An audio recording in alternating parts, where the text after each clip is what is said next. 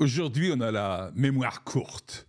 Il n'y a pas une autre façon de le dire, mais on a la mémoire courte. C'est-à-dire, sans doute à cause des influences des réseaux sociaux, des médias alternatifs, mais même des médias de façon générale, on nous focalise la plupart du temps sur la dernière chose qui s'est passée, et puis on focalise là-dessus, et on perd de vue les raisons réelles pour lesquelles les choses arrivent. Dans des épisodes qui vont suivre, je vais aborder les effets directs et indirects de tout ce qui s'est passé dans les élections. Mais là, je voudrais prendre un peu de recul. Je voudrais qu'on retourne un peu en arrière et qu'on voit ce qui s'est passé avant la première élection de Trump en 2016. Pour ça, il faut comprendre ce qui est en train de se préparer. Eh bien, il y avait Obama, qui a été élu pendant 8 ans. Et ensuite, ce qui était prévu dans les plans d'Obama, on le sait maintenant parce qu'il y a beaucoup de choses qui sont revenues à la surface, il allait y avoir Hillary Clinton pendant encore 8 ans. Et en l'espace de 16 ans, ils étaient convaincus qu'ils allaient pouvoir amener les États-Unis dans le fait d'être de fait un pays socialiste.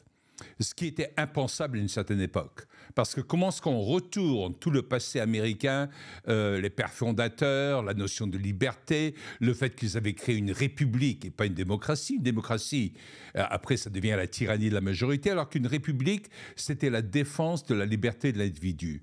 Alors, qu'est-ce qui s'est passé et pourquoi ça s'est passé de cette façon-là? Il faut comprendre une chose. Aussi bien Obama que Hillary Clinton ont été préparés par la même personne. Il s'agit de Saul Alinsky, je le prononce à l'anglaise, en français ça donnerait Saul Alinsky, qui a écrit une œuvre qui s'appelle Rules for Radicals, que tous les gens de gauche et plutôt d'extrême gauche connaissent très bien. Rules for Radicals, comment est-ce que je traduirais ça en français? Je ne sais pas, il y a sans doute une traduction en français, mais je ne la connais pas. C'est les principes des radicaux. Mais quand on dit radical en anglais, ça ne veut pas dire un radical comme en français. Un radical aujourd'hui, c'est quelqu'un qui est un peu à gauche, sans plus, etc.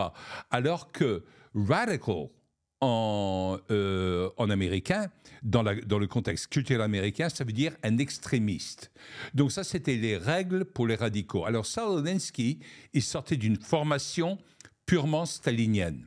Il a passé pas mal de temps en Union soviétique à l'époque de Staline, et il était quelque part entre le stalinisme et le maoïsme, c'est-à-dire un aspect révolutionnaire avec toute une stratégie sur comment renverser un pays, comment renverser certaines choses pour pouvoir les contrôler. Et dans son livre Rules for Radicals, une des premières choses qu'il enseignait, c'est c'est toujours d'accuser les autres de faire ce que nous-mêmes on est en train de faire. Pour que les gens ne focalisent pas sur ce qu'on est en train de faire, il fallait accuser les autres des mêmes choses. Et on le voit à travers tout ce passage-là. Alors, il y avait une préparation qui s'était faite par rapport à tout ça, même avant Obama. Il faut remonter au début des années 2000, à l'époque Bush déjà, où il y avait des choses qui étaient mises en place, mais encore avant, à l'époque Clinton. Il y avait une chose qui a été testée dans un État qui s'appelle l'Oregon. Aujourd'hui, on sait que les élections aux États-Unis, c'est pas une seule journée, mais ça prend même un mois et demi avant, et même on continue à compter les voix après. C'est le marasme. On n'y comprend plus rien comment ça se passe à cause du vote par correspondance. Et le vote par correspondance a été accentué à l'époque du Covid. Le Covid a joué un rôle extrêmement important dans le fait de justifier le vote par correspondance. Mais ce vote par correspondance, il avait commencé dans les années 90 dans l'État de l'Oregon. C'était le premier à l'avoir mis en place. Alors c'est très curieux parce que l'État de l'Oregon a toujours fait des choses d'une façon un peu différente. Je sais parce que j'ai participé dans pas mal de choses dans l'État de l'Oregon. J'étais sur le comité central d'une pension pour beaucoup d'enfants étrangers qui venaient à l'école là-bas et tout ce genre de choses. Et ce qui s'était passé, surtout dans l'Oregon a toujours fait les choses d'une façon différente. La plupart de l'État de l'Oregon est rural. Même la capitale de l'Oregon est une capitale rurale. C'est pas Portland qui est la plus grande ville.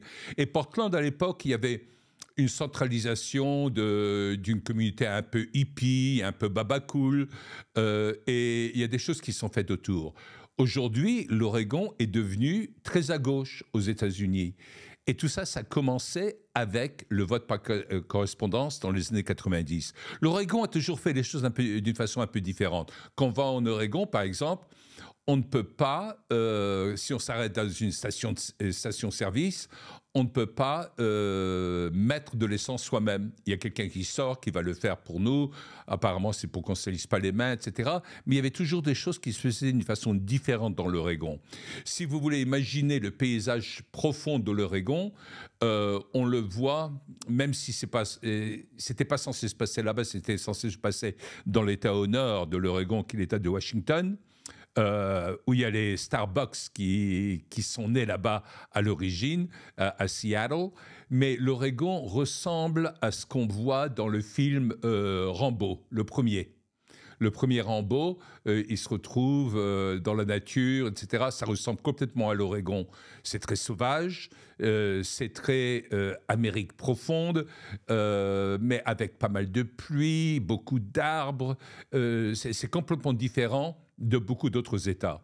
Et dans l'Oregon, ils avaient amené ce vote par correspondance qui a tout changé parce qu'ils ont vu qu'on pouvait contrôler le vote par correspondance parce que c'est très facile dans du vote par correspondance d'aller chercher des gens qui d'habitude n'auraient pas voté et on leur impose, c'est pas vraiment le bon mot, mais on leur suggère de voter d'une certaine façon, on les aide à signer, on signe à leur place, on fait tout ce qu'on veut.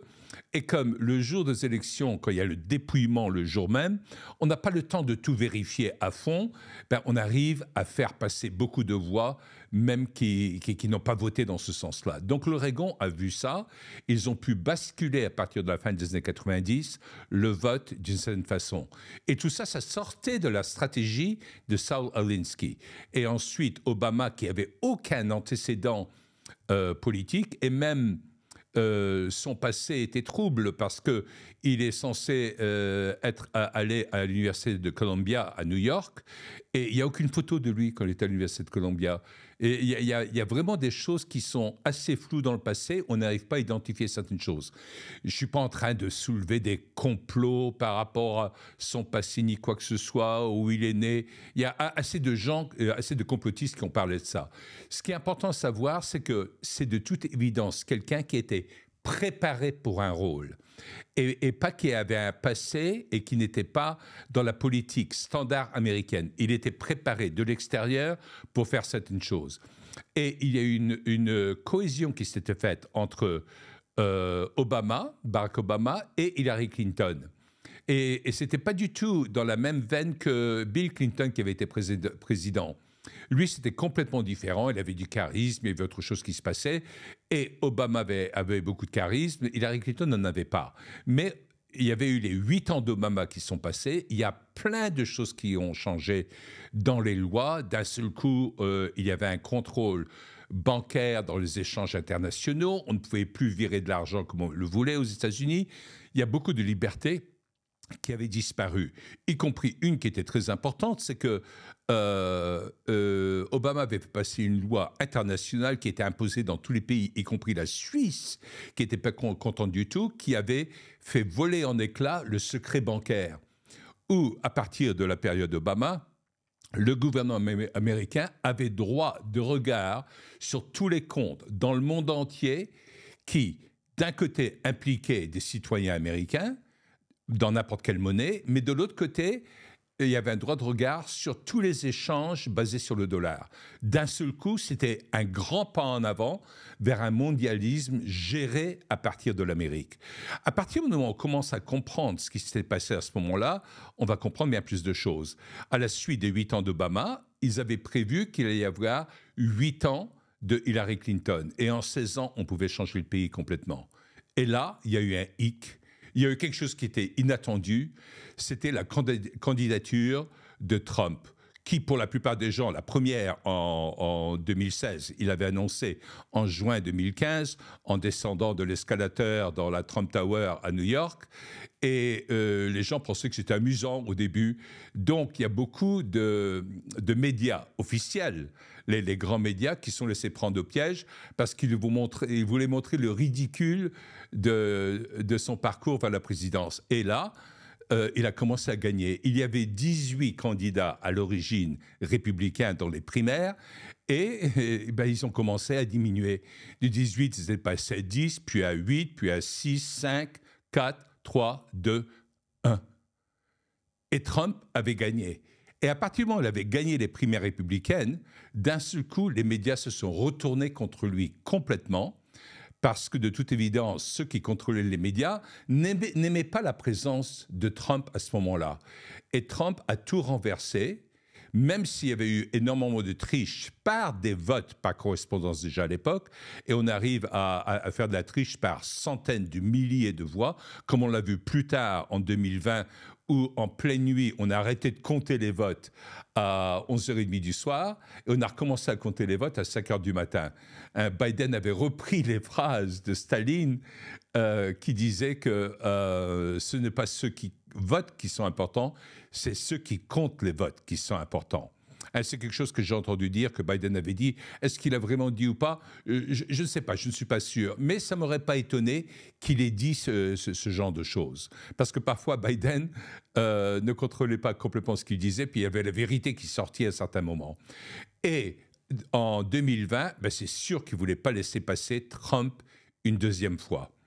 Et donc là, dans sa première élection, dans son premier mandat de 2016, exactement du 20 janvier 2017 jusqu'au 20 janvier 2021, Trump n'était pas politique. Il ne connaissait pas le monde politique, il le reconnaît lui-même aujourd'hui. Il a fallu qu'il apprenne certaines choses et que des choses se passent d'une façon différente. Mais il avait quand même réussi à rétablir l'économie et où on avait un aperçu de ce que pouvait être l'âge d'or. Le prix de l'essence à la pompe était tombé, il y avait une croissance énorme, il avait baissé les impôts, il avait fait à peu près les mêmes choses que Reagan avait fait après les années Carter de 76 à 80. Mais Reagan, ça lui a pris 2 ans pour le mettre en œuvre. Trump, parce que c'est un homme d'affaires, a pu le faire bien plus vite. Quelque part, il avait l'avantage de ne pas avoir des gens qui le contrôlaient. Donc, il y avait eu énormément de réussite pendant ces années-là, et les gens voyaient ces années comme des années extraordinaires. Et au bout de 4 ans de Biden, les gens se sont rappelés quand même que ça allait mieux à l'époque de Trump. Et Trump avait réutilisé lors des élections, là, en 2024, la même phrase que Reagan utilisait à l'époque. Il a dit « Est-ce que vous considérez que votre vie est meilleure qu'il y a 4 ans ?» Et là, on allait pouvoir regarder toutes ces choses. Et c'est comme ça qu'il a réuni énormément de monde. Mais je crois qu'on a besoin de comprendre tout ce passé pour comprendre qu'il y a toute une machine derrière qui fait qu'ils ne voulaient surtout pas que Trump repasse. Ils ont réussi en 2020 avec énormément. Même si je ne rentre pas dans les théories qu'on va m'accuser d'être complotiste, où il y a eu beaucoup de triche, mais quand même, quand on pense qu'en 2020, il y a eu environ 11 millions de votes de plus qu'en 2024 ou qu'en 2016, en 2024, ce sera peut-être plutôt 10 millions parce qu'il y a quand même une augmentation du nombre de personnes qui ont voté. D'où sont sortis ces 10 millions de votes en plus? Où est-ce qu'ils ont disparu, ces gens-là? On ne va pas pouvoir dire que ce n'était pas assez mobilisé, etc. Peut-être en partie, mais ça se joue à 1, 2, 3%, pas à 10 millions de voix. 10 millions de voix, on est en train de parler du 7, 8, 9, 10% par rapport au nombre de votants en tout.